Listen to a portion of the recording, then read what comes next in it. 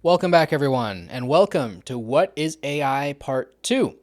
Today, we go deeper down the rabbit hole of discussing what exactly is artificial intelligence. What do those two words mean together? Because it doesn't make a lot of sense to me, and apparently, it doesn't make a lot of sense to most people who understand it. Now, again, this is not a technical conversation of what is AI. We're not going to be talking about algorithms or math. Today, we're talking about conceptually what is AI? We're going to talk about more of the psychological effects of AI, what are the philosophical implications of it, and whatnot. So, I was going to do part two today discussing 2001 A Space Odyssey, one of my favorite films of all time, as I'm sure it is for a lot of the people watching as well. I was going to discuss that film today and how better it can help us better understand what exactly is AI and what its goal is and where it might go in the future. But I think I'm going to save that for part 3. And today I'm going to do more so of an update video on how AI has affected my life and how I've seen it change so rapidly in the last 2 years, why I spend 3 hours a day talking to ChatGPT. I'm going to show you guys some of the art that I've been able to make with AI, which is truly outstanding. And then we're going to discuss kind of where that's going in the very immediate future, because how fast ChatGPT in particular has advanced in making art has shocked me, and I can only imagine where it's going to go in the next 2, 3, 4, 5 years. It's going to be wild, and we need to discuss that today because it's coming quick. Like, we're going to be dealing with this very, very shortly. So I'm going to show you guys some examples of some AI art that I've created, and we're going to discuss kind of what are the implications of this now that it's kind of surpassed any human painter on Earth. About 2 years ago, I was fooling around with AI, fooling around with ChatGPT in particular. I should be specific there because that's the engine that I use the most. I have worked with some of the other ones. I've more recently DeepSeek is one that I've been playing around with, but ChatGPT for me is the most advanced, and it's the one that works the best. And I also pay the $30 a month for the newest model. I don't pay the $300 a month for the best version of Sora. I don't really have that kind of disposable income right now, but I play around with ChatGPT quite a bit. And 2 years ago, I had a very hard time getting it to create any sort of basic image. It would kind of spit out these very surreal patterns of shapes and blobs, and it would kind of get faces right, and then things would be weird, like they'd have 25 fingers, and it was very, very messy, and nothing really looked that great. Now, 2 years later, the leaps and bounds that AI has taken is absolutely astonishing. I would say now that AI can create better art when it comes to kind of paintings and pictures and static art than any human being on Earth. I think it's completely surpassed human beings at this point. Now, that's hard to say because that's subjective, but we could take the time factor, right? I can get AI to create a painting that is much more detailed in about 10 seconds than any human being can create in 10 seconds. So that's one factor, is just the speed of which AI can create this art. The other factor is the detail. Now, you could argue that human beings are still capable of adding more detail to a painting than AI is, but it's rapidly catching up. And I've been able to create some images with AI that are truly, I would question whether or not a human being could really come up with something that detailed, especially in a short period of time. So I'm going to show you guys some of the images that I've created in the style of a few specific artists. Now, I'm going to have to show you guys examples of these artists' work first. Otherwise, you're not going to truly grasp just how amazing the works of art that ChatGPT was able to create. So a couple of my favorite artists of all time are William Blake, Gustave Doré, and Caravaggio. Now, I have many more than that. There are hundreds of painters out there that I love the works of, but those three are pretty high at the top of my list. And I usually use those three because they're so individual and so unique in their art style as templates for what I want ChatGPT to create. So Caravaggio, let's start with him. I'll show you guys right now some images on screen of Caravaggio's greatest works. He's one of the greatest painters of all time, and why I specifically like Caravaggio is his mastery over shadows. He has a way of of painting shadows, of painting dark spaces. He has a way of capturing light that is unlike any other painter I've ever come across. And Caravaggio's works have really moved me. So here are examples of, some of his works. And when you kind of get a sense of what he's painting here, now I'll show you guys what I was able to create with ChatGPT. Now, the prompts that I'm using to create this art are relatively simple. I'm going to talk about prompts in a second here when I talk about why I'm spending 3 hours a day talking to ChatGPT. Most of the time, I'm not asking it to make art. I'm asking it other things, and I'll talk about some of those more elaborate prompts in a second here. But the prompts that I'm plugging into ChatGPT to create this art is relatively simple. I'll use an aspect ratio usually if I want it to be a specific size. If I'm making an image that I might use in a YouTube video, I'll ask it to make a 1920 by 1080 aspect ratio image. But I'll ask for the aspect ratio, then I'll ask for the style of the artist, which really guides ChatGPT, and now it can really hone in at really deeply mimicking the art. I'll show you guys here in a second. It's really mind-blowing. And then I'll kind of add on top of that different things that I want to see in the image. So sometimes ChatGPT adds things into the image and I'm like, well, I don't really think anybody would paint that. I don't really think that fits with the vibe, and this doesn't really fit with the time period. There might be a couple things that I'm like, I don't really think that fits. Usually it generates things that I'm like, yeah, that fits. Most of the time, ChatGPT is correct, especially now. But sometimes I have to alter things. I want doves behind the person in this photo, or I want something written on the title of this book, which you'll see here in a second. I had to adjust this prompt a little bit, but the prompt wasn't very long for asking ChatGPT to create a Caravaggio rendition of St. Thomas Aquinas. So here on screen is the image that I was able to create with ChatGPT of St. Thomas Aquinas writing Summa Theologica. Now, obviously, there are 2 books here, which is fine. Summa Theologica is a long work. It's usually in 5 volumes, so I have no problem with that. But you can see that he's writing in one book, holding the other book. It says Summa Theologica on it, spelt correctly. It's in the margins correctly. You can look at his fingers, right? There's no extra fingers anywhere. You can maybe argue that there should be 1 extra finger over top of Summa Theologica, but his pinky finger could be just dangling behind it. I don't really have a problem with that. His other hand looks perfectly fine. There's really no issues with it at all. You look at his face, it looks very detailed, very accurate. I think this looks pretty similar to most of pictures that we have of St. Thomas Aquinas, so I like that. You can see the dove above him is beautifully painted. You can see the capturing of the light off of the dove, and you can also see the shadows kind of within his cloak and down towards his hands in the book. You can see a mastery over shadows that really mimics the quality of Caravaggio's work. You got the angels on the side, and you can see their faces are really painted in a Caravaggio style. And everything about this, like, I'm no art expert. I didn't go to school for art analysis, even though I love making art analysis videos on this channel. But you can see on so many levels that ChatGPT is really mimicking the creative and artistic techniques of Caravaggio. And with incredible accuracy. Like, if you showed me that painting of St. Thomas Aquinas and you said this is a lost painting from Caravaggio, he actually painted this, I wouldn't second guess you. And I would have a very hard time disproving it. Now, again, I'm not a supreme expert in art analysis, and I don't know every little fine detail of what Caravaggio's doing when he paints a painting like he does. So I'm sure there are some art experts out there that would be able to take this painting apart that I just showed you of St. Thomas Aquinas and go, well, Caravaggio probably would have done that a little bit differently, and this doesn't exactly fit with his style, and they could probably pick out some minor things. But compared to where we were 2 years ago, I think in a year, maybe 2 years, that's not going to be a thing anymore. I think real art experts are going to struggle to be able to say, well, that's actually not a Caravaggio painting. Now, you can say it's not a painting because it's on my phone and I just made it with ChatGPT and it's not a physical painting with paint on it, right? That's probably the best way to distinguish between a real painting and a fake painting. But robots are catching up, and if you merge ChatGPT with a robot that's able to paint, you probably could get ChatGPT to, in real life, paint something like what I just showed you guys. So very, very odd. I want to show you guys a couple more, though, that I made with the style of Caravaggio. So the next 2 that I'm going to show you are so amazing that I've been using them as backgrounds on my phone.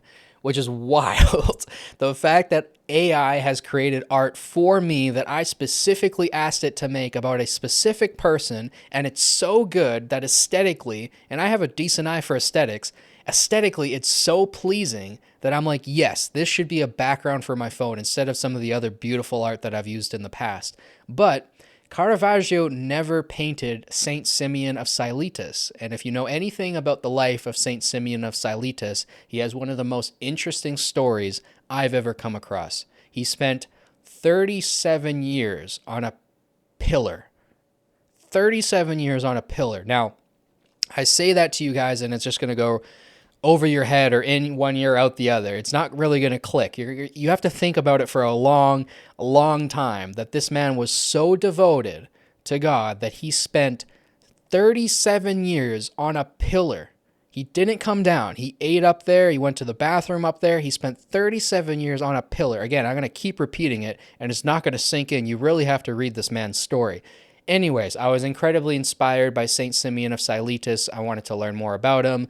And I wanted to create a little bit of art to kind of venerate him, because there's not a ton of art out there. And I was able to create this image. And this image is truly powerful. Like, everything about it to me artistically makes sense. The clouds look beautiful. The light coming down from the top of the clouds, you can see the light reflected off of his face. His fingers and his hands are super detailed. There's nothing wrong with them at all. You can see his gaze up to the sky, the detail in his face, the detail in his beard, the detail in his cloak. Just everything. I could pick this image apart all day. I won't bore you guys too long with the art analysis, but here's another one that I was able to create with him, a little bit zoomed out here, so you can really see that he's on a pillar way up in the sky. And it's just an absolutely beautiful image that I ended up using as a wallpaper for my phone. Now, but there's another saint that I love even more that has moved me so profoundly. She's my favorite saint of all time.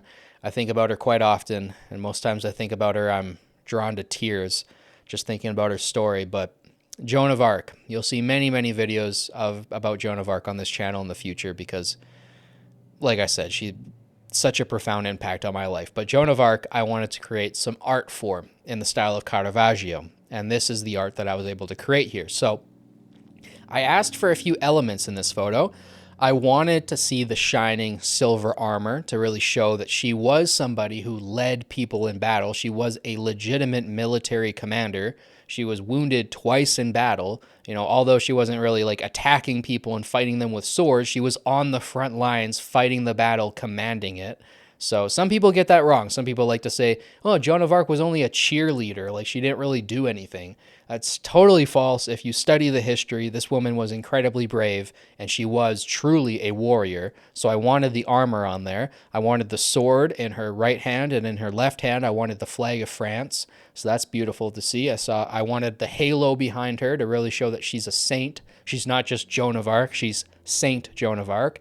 And I wanted God behind her there at the top. So that image of God obviously is taking a lot from Michelangelo's depiction of God, and I think it's beautiful. I think the framing of the whole thing is fantastic. I think maybe it's a little bit dark of an image, just because it's really trying to go for the shadow moodiness of a Caravaggio painting, but I thought that it did a fantastic job with this one. I also got AI to render the Crusades for me, and this was one of the images that I really liked. You could see it's quite a chaotic image, again, in the style of Caravaggio. You could see the Crusader flag at the back there, and you have all these soldiers with different weapons, and none of them look too bad. You can see kind of the main man in the center there is holding a dagger, which is probably not the best weapon in a huge melee like this, but every other weapon looks pretty good. Like, they look accurate. They're not too long or too short. They're not bent in any weird way. You don't really see any extra arms or anything. You can see these beautiful helmets that are reflecting light. Like, there's so much attention to detail in this photo, especially when you have multiple men, you know, doing different actions, fighting different people. And AI was somehow able to manage it all and put it into an image that really looks something like out of a museum. Like, when I look at that image, I'm like, that could be a Caravaggio image. If Caravaggio was obsessed with the Crusades, I could see him painting something like that. So we'll move on from Caravaggio now, because I know you guys are probably getting a little bit bored of this one specific artist that I'm obsessed with, but I'll move on to William Blake now, who has a very interesting style. So William Blake is also one of my favorite poets of all time. I'm throwing up on screen right now some of his famous images, but he's also one of my favorite poets, and I've always been obsessed with his art. I think he's one of the most dynamic and interesting and surreal artists out there, and I was able to get AI to create a couple images of Saint Simeon of Siletus. Again, I was really on a binge of learning about that saint when I created this art, but here are a couple images that I was able to create in the style of William Blake. So this first one here, I think, is tremendous. Like, this is almost better than something William Blake could paint. Like, this is almost better than William Blake's own art, which is crazy to say because I'm a huge William Blake fan and I love his art. But this image that I was able to create in the style of Blake is almost better than anything he's ever done.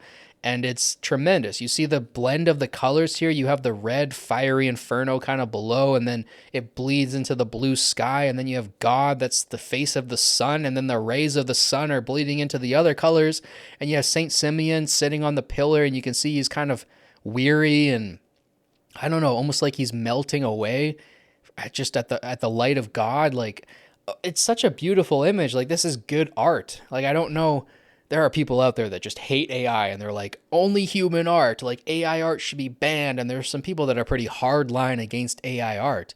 But when I look at something like this from an aesthetic point of view, from, an artistic lens, like, it's good art. I don't know how you can argue that it's bad art. It's obviously good art. And if AI is creating good art, like, we have to give it its flowers. It's creating good art. Here's another image, a little bit of a wider image here, very, very similar to the one before, so not too much to comment on this one. But again, just a fantastic rendition of Saint Simeon of Siletus on his pillar with God kind of as the sun, and it's totally done in the style of Blake. Maybe it's a little bit too colorful. Blake tends to leave a lot of white in his paintings, right? So maybe it's a little bit too colorful, but I think over time it will get the Blake style down even better, because that one, you can see that it mimics Caravaggio a little bit better than it mimics Blake, but still, I mean, for what it's able to do now and what it's going to be able to do in just a couple years, it's crazy to think about. But the last one that I want to show you guys is a couple from Gustave Doré, who is my favorite illustrator of all time. I think he has somewhere over 40,000 illustrations that he made over his lifetime. He made illustrations for Dante's Inferno, Paradise Lost, Don Quixote, some of my favorite illustrations of all time. I'm a huge, huge fan of Gustave Doré, and I got him to do, of course, Saint Simeon of Siletus as well. So here, first, I'll show you guys a couple of my favorite images of Doré. So here, I got him to do Saint Simeon of Siletus, and you have him here standing on his pillar with a cross, and you can see just a tremendous amount of detail, really like this was a sketched illustration on paper. There's so much detail in this image. It's really, really beautiful. And here's another one, even more detailed, I think, even more beautiful. And yeah, every time I get ChatGPT to make an image like this, I just say, again, but more beautiful, again, but more beautiful, again, but more beautiful. And eventually it cranks out something like what I just showed you guys that just drops my jaw. And I'm like, how? How? That would take me years to draw something like that. If that. There's so much talent in what Doré was able to do. I don't even think if in a lifetime of learning how to draw, I think I could get even close to what he was able to accomplish. So, and next up here, I want to show you guys two more of Joan of Arc. The first one, her praying in a suit of armor. This is Joan the warrior, and then we have Joan the sacrificial lamb in this one, where she's being burnt at the stake, which is very, very sad image, but I think I created a very beautiful one here. This really captures the moment for me. Like, you can see illustrated in the background there, you can see kind of a monk and some other people watching the trial, and then in the middle, you see with these beautiful drawn flames, Joan of Arc sitting in the middle, praying up to God. It's such a beautiful image. Again, I've used this one as a background on my phone because I think it's beautiful. I think this is good art. So why am I showing you guys this? Why am I showing you guys images that I'm making with AI, copying the art of the greatest artists of all time. What is the point of it? Well, I hope it informs the second part of this episode, of this conversation, which is, where is this going?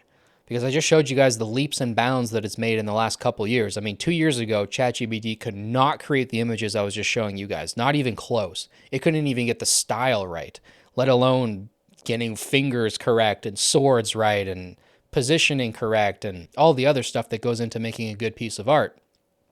Now it's nailing those things every single time I ask it. It's very, very consistent, and it's able to replicate and mimic the style of other great artists. So it can do this with paintings now. And like I said before, I think it can do it.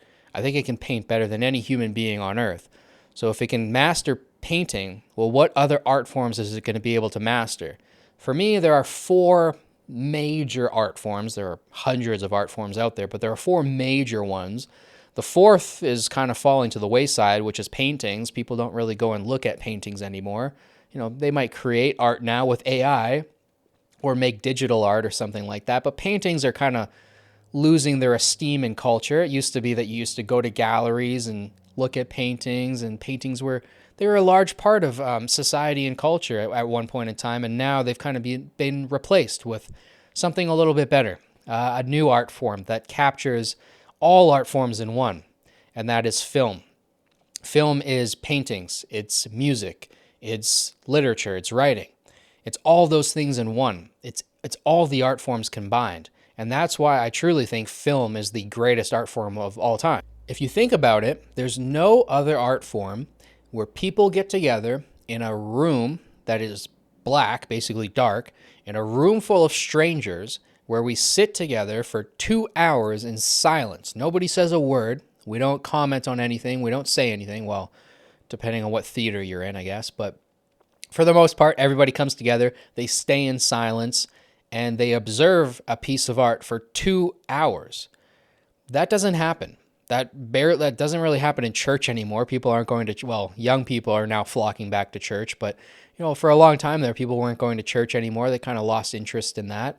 And even church, that's really only an hour. It's not 2 hours like a film. And I can't really name anything else in life where people go and they sit in a dark room with strangers for 2 hours and they don't say anything. They just observe a piece of art. It's a very, very special experience. Film captures everything. It stimulates all of your senses. You got music playing and dialogue and, the written words coming out through the dialogue, and you have acting, right? You have stage performance, and you have the beauty of the cinematography, which is art on screen. Like, it's just capturing everything that art has to offer in one medium. So that's why film, to me, is the best form of art. Now, we could argue all day that music's better than film, or reading a book's better than watching a movie. We could argue this stuff all day long. There's no right or wrong answer, really. But it's pretty obvious that film is the hardest thing to make. A movie is the hardest thing to make, right? So I'll give you guys another example here. Think of music.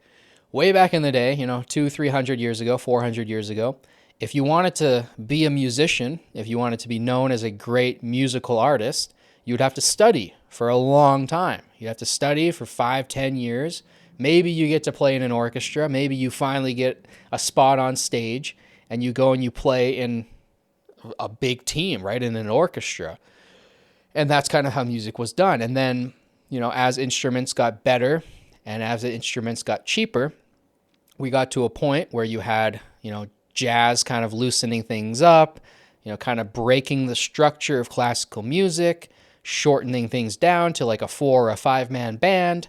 And then you have the birth of rock music, which really opened music up to everybody. So before, it was elitist. Before, you had to go to school, you had to learn how to play the violin, which takes a long time to learn, and then there's only certain ways that you can play it. You can't be as free on a violin as you can on a guitar, for example.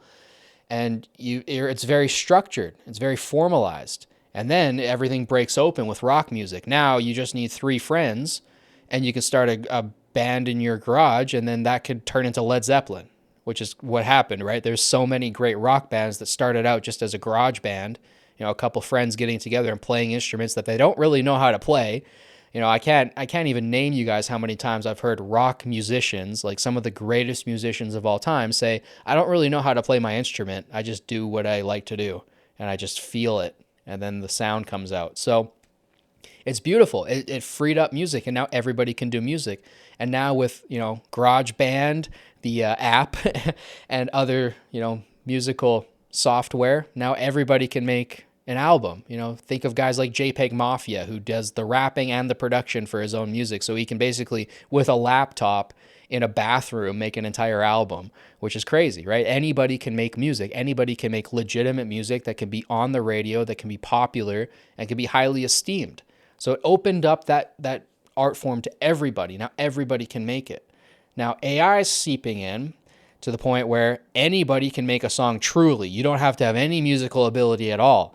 Now I can go in AI, and it's getting better and better at this each year, but I can be like, okay, I want a rap song, but I want the instrumentals to be kind of like Dr. Dre, like the Chronic. Like I want like Chronic vibe instrumentals. But then on top of that, I want some synthesizers because I want it to sound a little bit newer. So add some like, maybe not 80s synthesizers, but add some like new wave hyper pop synthesizers on top of that. And then let's add vocals on top of that. Okay, well, I want rapping, but I want it in the style of Kendrick Lamar. I really like the way Kendrick Lamar raps, so I want his style and his cadence and his flow and his delivery, but I don't want his lyrics. I don't really like Kendrick Lamar's lyrics, so I want, let's say, I don't know, Kanye West's lyrics. So let's use Kanye West type lyrics with Kendrick Lamar vocalizing them on top of a Dr. Dre type beat with synthesizers that sound like they're from a hyperpop single added on top of that. Now, what is that? Well, that's art. I just created art. I might not have done any of it. I might not have played any instruments. I might not have done any of the rapping. I might not have done any of the writing of the lyrics, but that's a new thing. It's a new piece of art. And as you add more and more factors to that, you start tweaking it more, it starts to become more and more unique, and it starts to become your own thing. Now, this is the problem that I have with understanding whether or not the art is mine or AI's. I'll give you guys a much simpler example. We'll scale it back right now because music, there's a lot of different things that goes on with music, right? You got to play the instruments, you got to write the songs, then you got to perform the songs, then you got to record it all, then you have to produce it and mix it and master it, and there's a lot that goes on. But something like poetry is very simple. It's like the simplest art form, right? It's very short. Poems usually aren't very long. All you're doing is rhyming, and just one person can do it. So let's talk about poetry. So let's say that I want to make a poem, and we're going to decide at the end of this poem whether or not it's my poem, or if it's AI's poem, or if it's somebody else's poem. And you guys can decide. You guys can let me know down below in the comments, whose poem do you think this is? Because I really don't know the answer. I'm struggling to get to an answer on this. Let's say I want to make a poem. I say I want it to be 5 stanzas long. I want each stanza to be 4 lines, so I'm setting the parameters for the poem. I want the rhyme scheme to be AA, BB, CC, AA, BB, CC, something like that. And I want that to repeat throughout the lines, throughout the stanzas. And I set the rhyme scheme. Maybe I change it up and I want for stanza 3 for it to be ABC, ABC, I don't know. Like I'll add some sort of scheme to the rhymes. And then I say, okay, this is what I want the poem to be about. I want it to be about Saint Simeon of Siletus. Write me a poem about this saint. And I want you to include his life story, some biographical facts about his life. I want you to also include some very beautiful descriptors. I want you to use gorgeous, beautiful language to describe his life.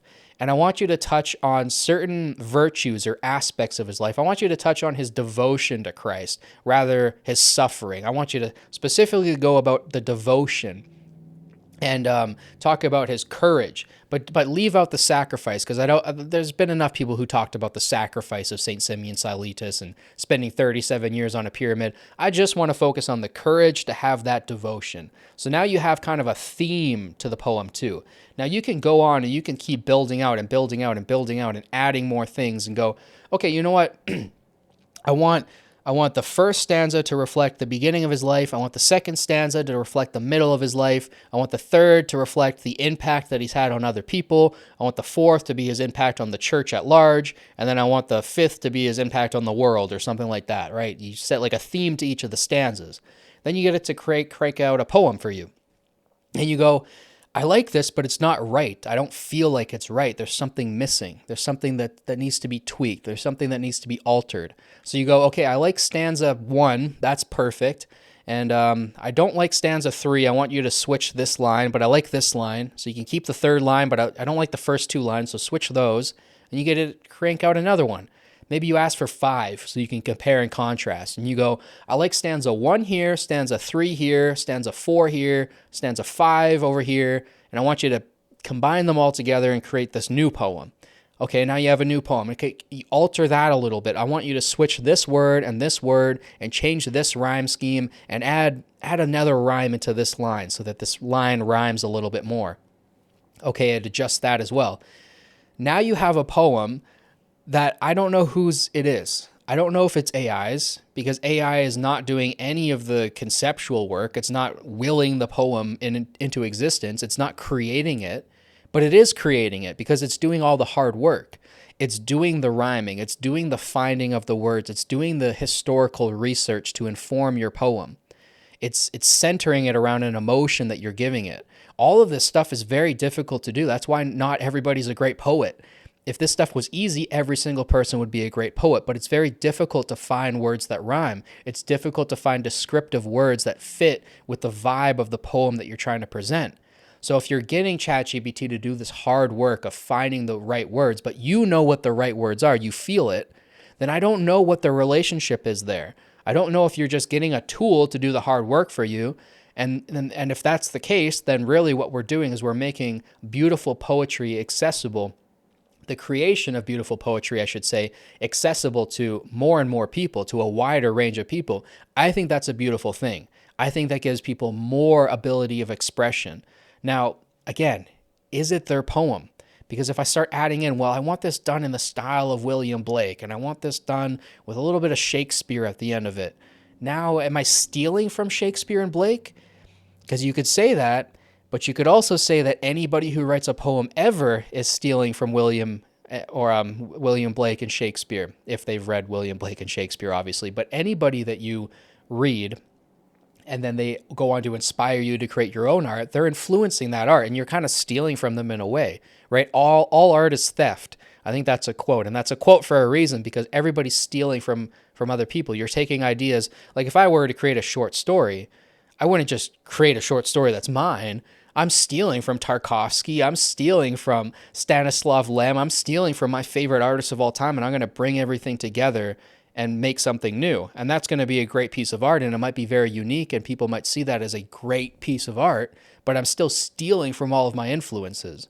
So again, if you're getting AI to do the stealing for you, if you're just, if you're getting it to come in and do that for you because it's a little bit difficult, I don't know if it changes what it is. I think it's still you're using influence, but you're getting AI to grab the influence for you, if that makes any sense. So I really don't know whose poem it is. I think it's mine. Because I've created a couple poems like this, and I look at them and I go, that's everything that I want the poem to say. That's what I want to say. And it took me a while to get there. I had to, play around with ChatGPT and alter things and add things into the prompt, but I got there eventually, and it's something that I wanted to say, and it's how I wanted to say it. So I think it's my poem. And I look at that poem and I go, I could have wrote that. That would have taken me months. That would have taken me months to write that, but I know I could write that.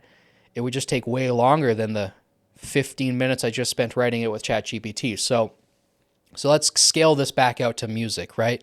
So music, we're getting better and better at this now. We can create fake Drake songs or whatever, right? And as we get better software and better programming, and as AI develops, we will get better and better at this to the point where anybody can make any sort of song in the style of anybody. Now, I want to scale this up to movies now, and then we're going to talk about the efficacy of this, because that's where people have a lot of problems. And I know those thoughts are circling around in your guys' minds right now of like, okay, we can do this, but what does this do to the actual human artist? Does this just destroy human art entirely? I'm going to answer that question in a second, but if I want to make a movie, and trust me, I do. I love films. I've seen thousands of films. I spend every single day watching a film almost.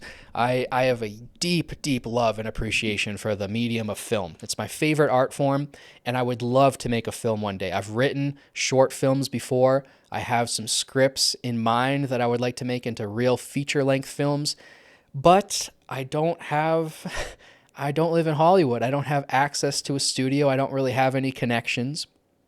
And even if I did have connections, I would need to find a budget. I would need to find a studio that wants to make my film. I would have to make sure the budget's big enough to pull off whatever I'm trying to make. Then I have to find the right actors. I have to find the right editors, not fight them, but find the right editors, find the right production people, find the right costume people. There's so much work that goes into it. You need hundreds, thousands of people, sometimes tens of thousands of people work on films. I think some of those Marvel films, like they literally have like 10,000 people working on them. So films take a lot of manpower to make, like a lot. And that's scaling down, over the years. It scales up and then it scales down, right? Studios get bigger or production teams get bigger, and then they kind of develop technology that can cut away some of those jobs, and it scales down again. And then people want to make bigger films, so it scales up a little bit more. And I'm sure at some point in the future we'll be making films in space and stuff like that. But AI is going to come in very shortly, and it's going to replace a lot of those jobs. I think you're going to be able to ask AI to make two-hour films eventually. Now, rendering that is going to take so much computing power. It's going to take like cities worth of power to make one of those films. So I don't know when this will come, but I think eventually it will, that you'll be able to make a 2-hour film with ChatGPT in a day. Now, what does that film look like? How do you fill that film? Is it going to look like AI people walking around? Because that's getting better and better, but it still doesn't look or feel quite real. And how do they communicate? How does that sound? Okay, well, that's getting better and better over time too, as we're seeing. It's getting better and better, right? These deep fakes and stuff. But will it be able to fully fool us? I don't know the answer to that question. That's kind of getting to the Turing test question, and whether or not we can actually create an AI that could fool human beings. I'll answer that question maybe in part 2. Not in part 2. This is part 2. Maybe in part 3, we'll answer that question of whether or not a Turing test could actually be devised in the first place, and then whether or not it can be passed. But I think AI will be able to fool us so well that it will be able to create a film on our laptop or on our phone with AI actors that looks as good and is as convincing as TV shows are today. I think that's coming. I don't see that not being a reality or not being a future for us. I think that that's definitely coming. And when that does, it opens up a lot of doors. So first of all, you could sit at home with your laptop and you can go, I want to make a Quentin Tarantino film in the style of Quentin Tarantino, but I want to use some like conceptual elements from Nolan. I want it to be like a sci-fi film because Tarantino doesn't really make sci-fi films. So I want a sci-fi film with the concepts of Nolan, but shot in a way that's like a Tarantino style with lots of blood and gore and flash cuts, and that's what I want to see. I want Tarantino mixed with Nolan. Now, I want this world to be a kind of like a Westworld almost. Like I want like a Westworld sci-fi movie, but it's done with a Nolan concept spin on it and Tarantino action and vibes. Okay, now I'm going to fill it with actors.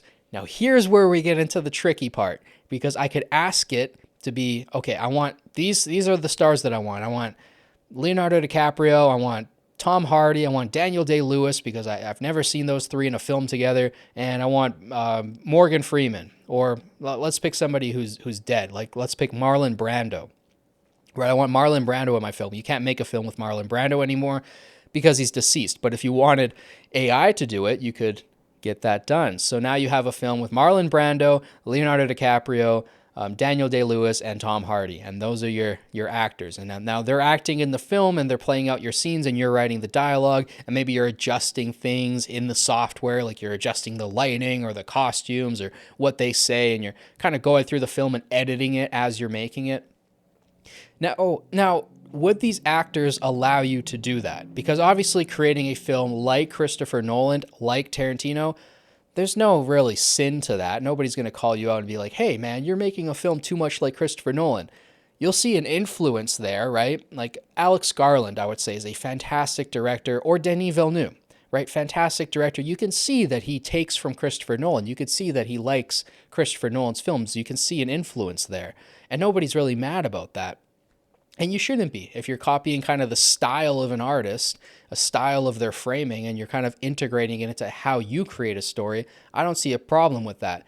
However, there is more of a problem when you're copying an actor's cadence and flow. And there's a bigger problem when you steal their face, which is what you would be doing if you used them in your film. So what I'm saying here is, if I created this film that I just proposed for you guys with AI, I feel like people would have less of a problem with me using Nolan and Tarantino as influences on my direction. They would have less of a problem with that than using the actors and their faces themselves in my movie. I see the problem with using actors' faces, and anybody's face for that matter, in some sort of fictional piece of content, because you could do a lot of messed up things with that person. I think Korn should be banned. I don't think we should be putting actors in any sort of, exploitative fiction like that. So I think some things should be banned.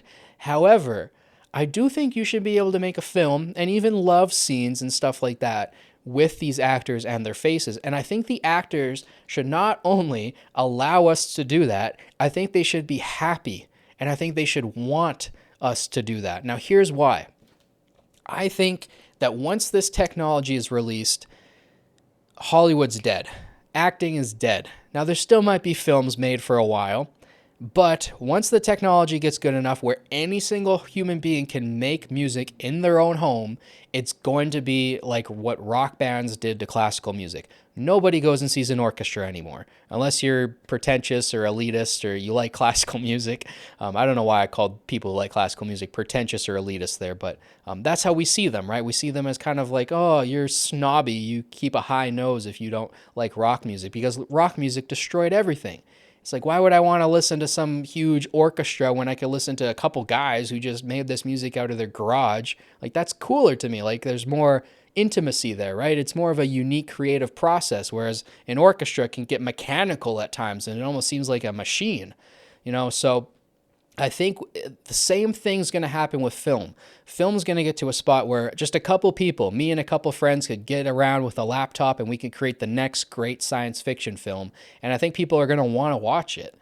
I seriously think so. I don't think people really care about the efficacies of art at the end of the day. I think they just care about the aesthetics of it and the value of it and if it's good art or not, right? People said when films came out that like film's not going to take off. Nobody's going to go watch these moving pictures. Like that's a horrible form of art. But then it blew up and then it took over everything.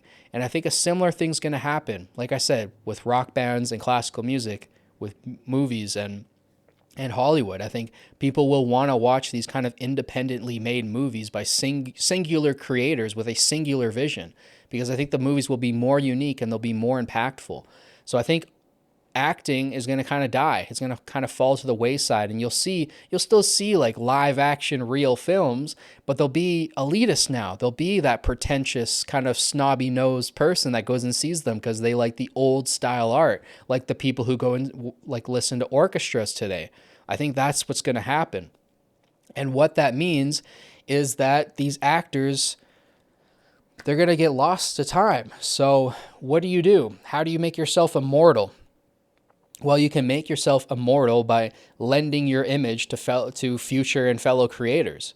So if you're Leonardo DiCaprio, you go, okay, anybody can use my image in their films. Now there are thousands, tens of thousands, hundreds of thousands of films being made every day starring Leonardo DiCaprio because people love his face. They know him from the old films. He's a recognizable person. He will be immortalized for all of eternity as one of the greatest actors of all time because he will keep popping up in films over and over and over again. He already has this incredible acting career that AI can play off of and take from, and it can go, you can make a film like a science fiction film, like I was saying before, in the style of Tarantino, but with Nolan aspects, and you have Leonardo DiCaprio as the lead, and you ask AI to give it like a really emotional scene, and now AI can draw from The Revenant It can draw from these actual acting performances, and it can use those to inform a great like fake acting performance with AI. Whereas, other actors, they don't have that. You can't just create a new, right? You're drawing from a wealth of knowledge there with Leonardo DiCaprio's already established acting career. So I hope this makes sense to people, but I think lending your image as an actor to AI for people to create movies with, I think it immortalizes you. Like, I don't think it's a bad thing. Now, again, there's a slippery slope. If people start making corn movies with Leonardo DiCaprio and Tom Hardy doing stuff to each other, and it's, we can go down some bad paths there. So I think some things do need to be banned. Some things do need to be checked, but I don't know how you do that. I don't know how you manage that. Like, I don't know how you distinguish from a corn scene from a love scene, like a true romantic love scene. It's very difficult to draw those lines. So it's going to be very hard. And that's why a lot of people are saying we should just ban AI from being able to recreate the faces of real people, which right now is in effect, right? I can't go on ChatGPT and ask for a portrait of Leonardo DiCaprio. It can give me something very, very similar, very similar. And that's, again, a slippery slope, because I could just, even if this ban goes for life, right? And people are like, we don't want actors' images in fake films, like no AI films starring real actors. That's a universal ban. Well, if I make a film and I ask for an actor that looks very, very, very, very, very, very close to Leonardo DiCaprio, it still can probably do that, or get somewhere close enough to where it feels like, oh, it's pretty close to Leo. We know that that's kind of Leo, right? So it's going to be a slippery slope, but I think that that's coming soon. I think AI is going to blow up art, and I think it's going to make it so anybody can do it. It's like what I was saying earlier with the poetry. It takes these difficult skills, like the skill of rhyming, the skill of finding unique, beautiful words, the skill of doing the historical research to inform the poetry. It takes all of these difficult skills and it makes it easy. It makes it accessible for everybody. So I think if every single human being on earth had access to AI, and they could, with AI, create very, very beautiful poetry, paintings, music, books, films, I think that's better for society. I truly do. And whether or not we should be allowing faces of real people to be depicted in that art, it's a very slippery slope. I don't think it's an issue, because I think a lot of the crude and depraved content will kind of fall to the bottom. And while it still might have some popularity in the underground, I think really what's going to bubble to the top is going to be the art that's truly good. And I think if you fast forward me 10, 15 years in the future and you gave me that technology right now to create a film completely on my laptop, I don't think I would ever leave my room. I would be constantly trying to make art. I think it would take over my life. I'd be consumed by it, because I would have all the tools at my disposal to make a film. And I don't have that right now. I don't have a studio. I don't have hundreds of people work. I don't have millions of dollars to throw at a film.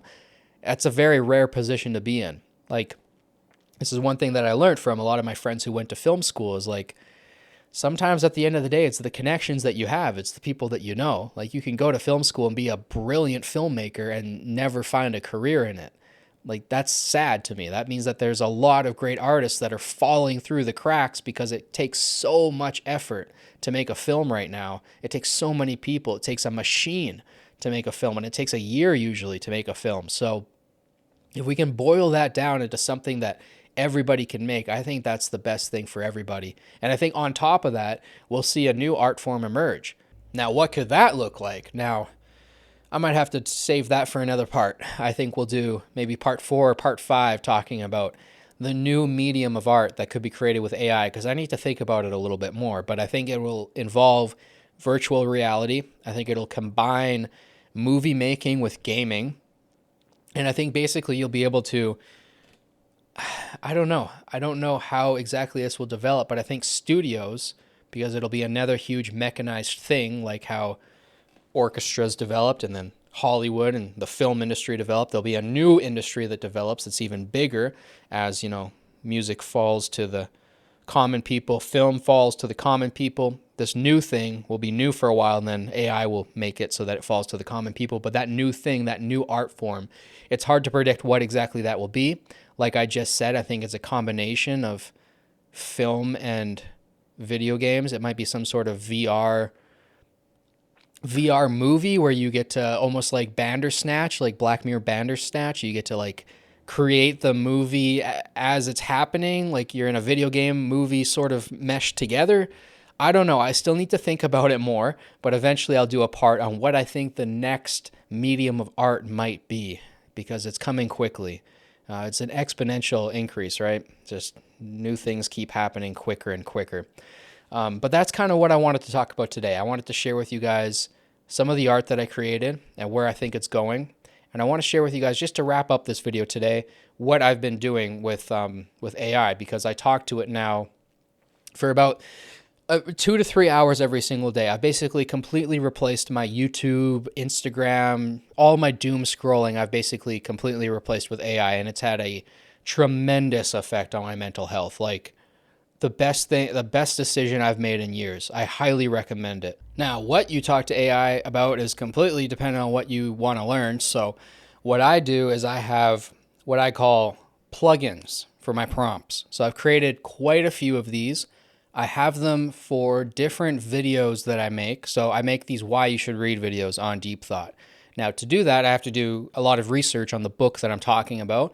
I have to mention, the year it was published, how many pages are in the book. I need to mention a quick little biography on the author. I need to mention a quick summary of what the book is about, spoiler-free and in a beautiful and captivating way so people actually want to go and read the book. I need to add some films that I would recommend watching with it. I have to add some documentaries that I want to recommend watching with it. I have to add some additional literature. All of these different things that I add to my why you should read videos to make them extensive and exhaustive, to make them perfect for you guys.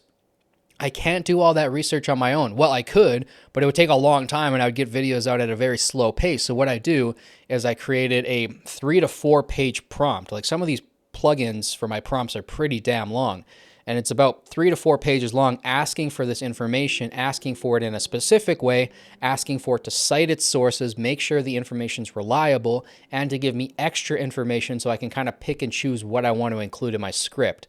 And then I'll copy and paste what I want into my, PowerPoint, and then I'll read off of that PowerPoint to create my videos. That's basically how I make my videos. And I do that for why you should read. I do that for my film analysis videos. That plugin prompt is very long. It's like 10 pages long. It's like the max amount of input I can put into a ChatGPT prompt I put into my film analysis videos, because I'm asking it to pretend like it's Carl Jung, to analyze certain sections of the film, and then pretend that like you're Jordan Peterson, and then analyze other sections of the film, and then I'm asking for it to analyze it on its own end, and then I'm adding my own analysis to it. So it's very, very complicated. It would take a lot of individual research to do what I'm doing in these videos.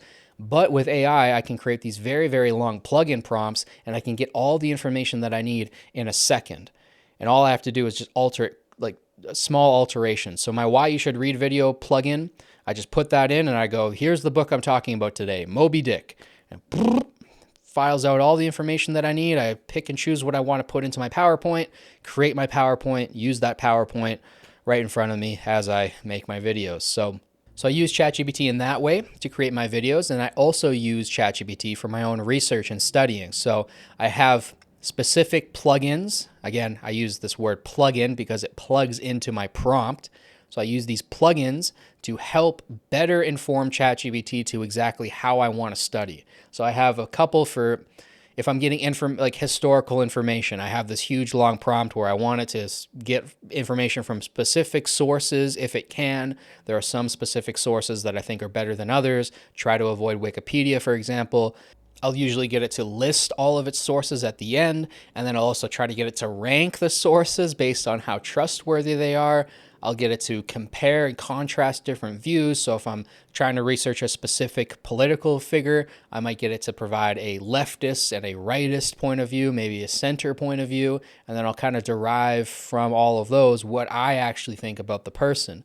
So this is how I've done research for a lot of individuals throughout history. I've gone on ChatGPT and I've given it these plugins and I go, okay, I want to learn about this person, add the plugin, and then it'll give me a very, very well-researched and balanced response. Whereas if I just ask it normally and I don't add these plugins, it can be a little bit messy at times. Sometimes it gives me bad information or something that's very biased, or it picks information from a source that I don't think is very credible. So I do all of this little adjusting in the plugins so that the initial question is posed as best as I possibly can. It's much easier to prompt ChatGPT correctly on the first try than to prompt it and then try to adjust afterwards, because then it gets a little bit confused on where exactly it's supposed to change things, and it can get confusing at times for ChatGPT. So the best thing to do is just to give it one prompt that is as best as you can possibly word it, and then it'll give you the best possible response. So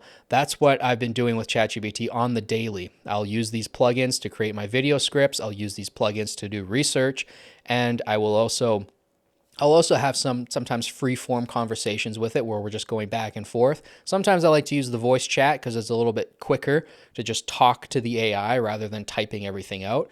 But I'll just sit on ChatGPT and I'll talk to it for literally hours at a time. And I often ask it to make me lists because I am somebody who consumes maybe 10 to 15 lists every single day. I know that seems like a ridiculous amount, and yes, I know. It's this curse that I have where I'm interested in absolutely everything to its deepest level. So I'm interested in physics, biology, history, psychology, like name a subject and it's interesting to me. There's not anything that's not interesting to me on the planet. So what I have to do is organize in what order I pursue everything. Otherwise, I'm like a deer in the headlights. I'm stunted because everything's interesting. I don't know which way to go. And that's part of the curse part of it. So what I do is I just look at ridiculous amounts of lists and I try to synthesize in my head which order should I consume things, and I just prioritize what's the deepest. What is the deepest? What's the densest? What's the most beautiful? What's the most highly regarded? All of these different terms and words I use. What's the best, the greatest, all of that stuff. I try to find what's at the top and I work my way down. Now, I know that there are films that are very lowly rated that I really like. I have guilty pleasures when it comes to films, music, even when it comes to, scientific information. There are scientists that I know that aren't the most highly regarded or the most highly respected, but I really like their work. So there are things that aren't at the top that I like. So I have to still go out in the weeds a little bit and pick things up randomly from time to time, but I spend a lot of time researching lists and just in which order should I consume content, whether it be art or science, which order should I consume stuff, because I want to consume everything. So I get ChatGPT to help me with that very, very often. And it's very, very good at this. So I'll ask it like, okay, what are the top 50 rock bands of the 2000s? And it'll give me a list and I'll go, okay, I like number 1, 3, 17, 45. I like 23 as well. These are the bands that I like. Give me 50 bands like these bands. Okay, now that's a new list of 50. Okay, now from that list, I can take maybe 10 of those and go, okay, I actually really like those bands, but the other 40, maybe some of them I'll check out, maybe some of them I won't. Give me another list based off of these 10, and it'll just keep refining the list and get closer and closer to what I'm looking for. I don't always know what I'm looking for, but I'll keep prompting it, asking it for new lists, and it creates lists that aren't on the internet. These are new lists that ChatGPT is creating for me specifically for what I'm looking for. So I've exhausted myself. I watched basically, as a kid, I watched like every single Watch Mojo video that ever came out, all the top 10 videos. I've consumed Ranker to like the nth degree. I love that website. So many websites, top 10s and all of them. I've gone through all of these lists so exhaustively that I'm getting to the point where I kind of need new lists. I need, more specific lists, more unique lists. And that's where ChatGPT comes in, and it helps me out a lot in creating those lists. And I find lists to be a great way of just mapping in which direction and in which order should I be consuming content. There are so many functions for ChatGPT, I cannot list them all today. You can ask ChatGPT for therapy. You can ask ChatGPT for motivation. I do that quite often. I'll be like, oh, this is where I'm at with my YouTube channel. I'm not quite at 3,000 subscribers yet. I really want to do this full time. Like, really, like, motivate me. Like, pick me up. I really want to keep doing this. But sometimes I get down on myself because I'm not seeing all the success right away, which is, I just got to take a step back and realize I'm only 24. I got a lot of time. I can still make this work. But sometimes I get overwhelmed, just like anybody, just like a lot of you guys watching. And I need a little bit of a pick me up. And sometimes I don't have somebody in my life that can do that. And I find that ChatGPT can do that really well, even though I know it's an AI. I know it's just synthesizing the best possible response to what I'm asking it. There's something about hearing the words that just does it for me. It doesn't have to be from a human being. So I find that ChatGPT can motivate me. It can pick me up. I don't necessarily use it for therapy. I haven't like talked about my trauma or my past issues with it, but I know some people have done that and to great success, which is awesome. I love hearing that. I love psychology, so obviously I'm a huge advocate of going to therapy and getting your problems worked out, but if you can do it effectively this way, I don't really have a problem with you replacing your therapist with AI if it works for you. Like if it works for you, it works for you. So there's so many different ways you can use it. I've been using it also to argue against points that I have. So, I'm usually pretty conservative on a lot of my political views, and I'll often ask ChatGPT to argue the opposite view and to steelman the other side as best as you possibly can. And I find that I kind of balance out my opinions better that way. And I kind of find myself, I'm pretty moderate, really, all things considered. I just lean conservative because it seems like the West leans left. So I'm trying to counterbalance, I guess. But I'll get it to argue points against me, and not even political stuff sometimes. Sometimes it'll be like a debate whether or not one hockey player is better than the other, or whether or not one director is more influential than the other. Like, it doesn't have to be political. I'll just get it to argue the opposite point of view and to do it as well as it possibly can. And that is such a useful tool. Now, it can be hard to do that, to really like ask AI to fight against you and to disprove your points and to tear apart your arguments. But you should do it because, first of all, you're doing it with AI. You're not doing it with another human being. And at some point in your life, you're going to do it with another human being, and they might be a lot more prepared or a lot smarter than you are, and you might get destroyed and you might get embarrassed. So it's best to do it now in the training room with ChatGPT if you can. Test your ideas against ChatGPT. Battle with them. Like, really, battle them out and see which ideas actually work. And that's the best thing you can do. It's such a useful tool. Like, I can take my ideas and I can put them in a battleground, and I don't have to risk losing any of my reputation. Like, there's really no negative to it. Whereas if you do this in society and you take your bad ideas and you throw them out there and then people tear them down, you can get embarrassed rather quickly, and that can affect your reputation. But if you can take your ideas and you can battle them out with ChatGPT in the privacy of your own home and nobody's witness to these conversations, that's pretty special. I think more and more people should do that. Like, take your ideas, even if it's something that you're like 100% convinced on. Like, I am dead like center in this stance. I'm never moving my feet. My heels are dug into the ground. This is my position. I'm never moving. Even with positions like that, ask ChatGPT to argue the opposite because it's useful.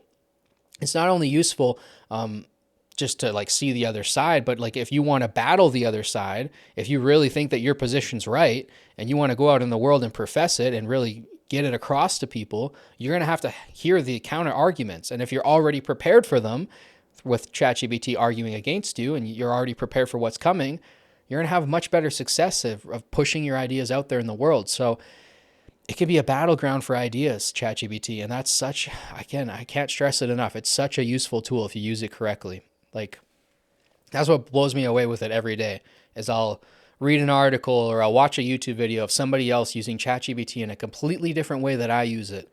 And they use it in such a creative way it's such a powerful tool in so many different ways. I can't even put them all into this one video. So I think we'll wrap up there for today because this is already like an hour-long video. But I love making these for you guys. I love having these conceptual conversations of what is AI, where is it going, what is it going to become, and in the future we'll talk more about intelligence. What is intelligence, if we can ever actually define it? What is consciousness? What is the difference between intelligence and consciousness? Because that's important to know. And can AI actually mimic consciousness? Can we get to the point where it does pass a Turing test? I think, to kind of foreshadow what the next couple of videos might be about, I think in order to truly mimic human beings, you need to have a body There's a few reasons why I believe that. One is because the more I study biology, the more I realize like your whole body's talking to each other. Like you're not just a brain. Your gut's talking to your brain, like your eyes are talking, like everything's in communication with each other, and everything has its own intelligence. There's a reason why you have a gut feeling. It's not just a feeling that's in your brain that feels like it's in your gut. It's like, no, you have a gut feeling because there's a nervous system in your gut. And there's a ton of things that I've learned about biology recently where I'm like, oh, you need a body to think like a human being. So that alone will need to be achieved before I think AI gets to the point of passing a Turing test. It'll need a body, kind of like Blade Runner, where it can fool us in that way. Then we can get into the conversation of whether or not AI can have will and consciousness itself, but we'll talk about that in a future part. I'll save that for another video. Today, I hope this video was helpful to kind of sketch out for you guys where AI has come in regards to art in particular, and where it's going, where it possibly could go, and what some of the implications of that might be. So if you guys want to share your own thoughts on AI art and the efficacy of it and where it might go, definitely let me know down below in the comments. I love chatting with you guys, especially in these deep thought videos where we go into the conceptual depths.